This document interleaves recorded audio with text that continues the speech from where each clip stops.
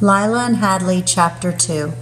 When Mama first told me I'd have to go live with Beth, I thought she was pulling my leg. Until she started crying, that is. Things had been weird for the past year or so. First, Mama had stopped working at Dr. Parker's bookkeeper and gotten a new job cleaning houses, though she wouldn't tell me why.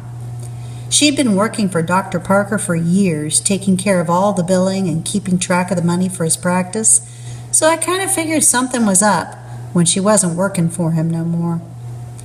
Then she was always on the phone with people, and when she'd hang up, she'd be all upset and teary-eyed.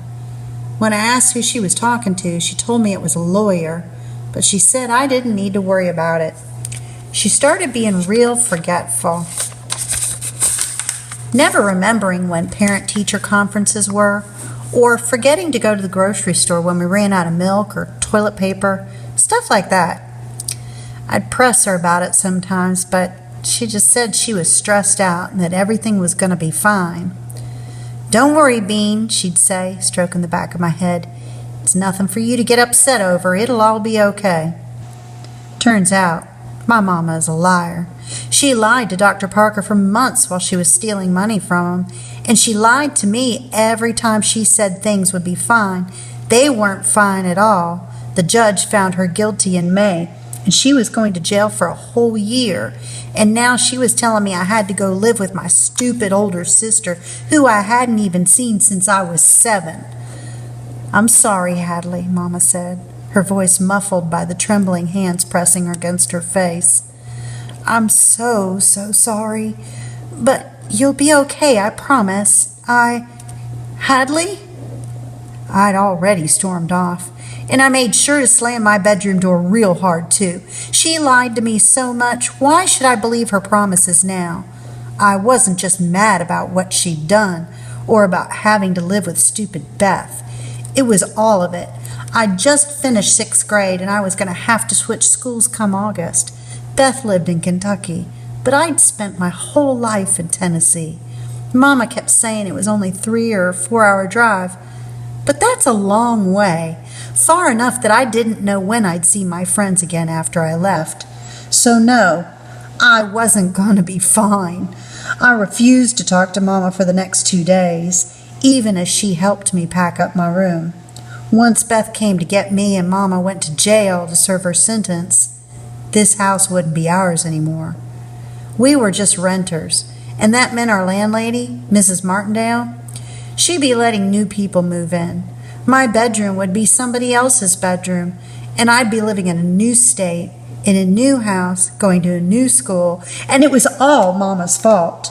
She tried to trick me into talking to her. She made me my favorite dinner, pulled pork sandwiches, and offered to let me stay up late to watch TV. But I didn't have nothing to say to her, and when Beth showed up in her little blue car to take me away, I walked out the front door without even saying goodbye. "Hadley," Mama called.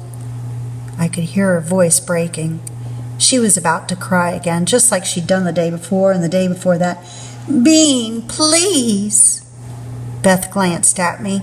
She hadn't said a whole lot since she'd gotten there, but she asked, "Don't you want to say goodbye?"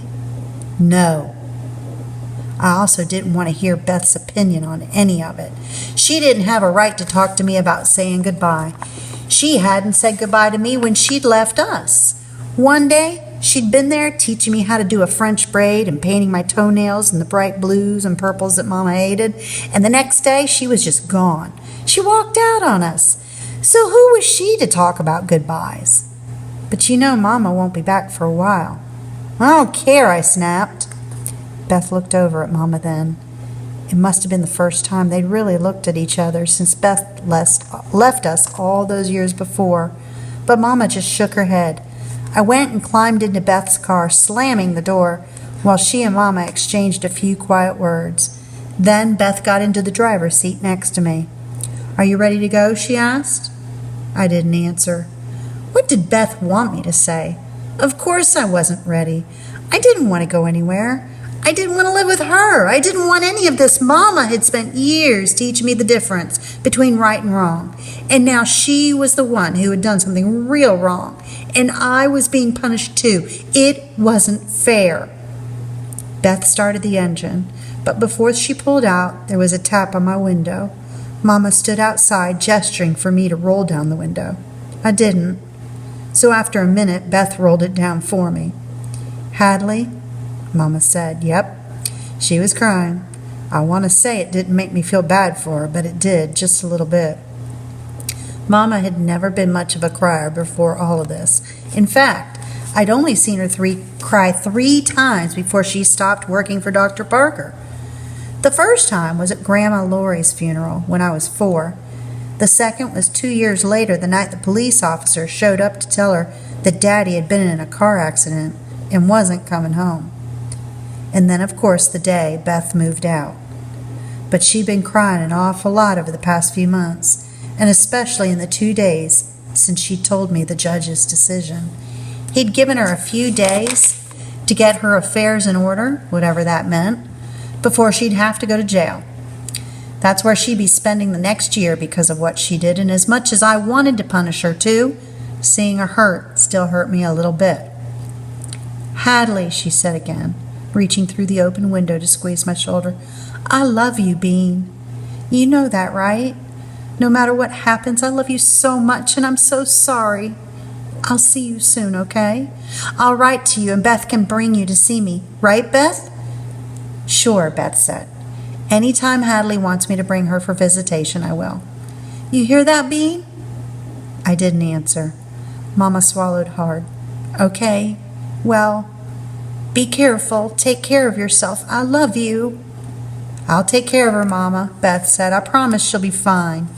That's when I decided Beth was probably a liar too.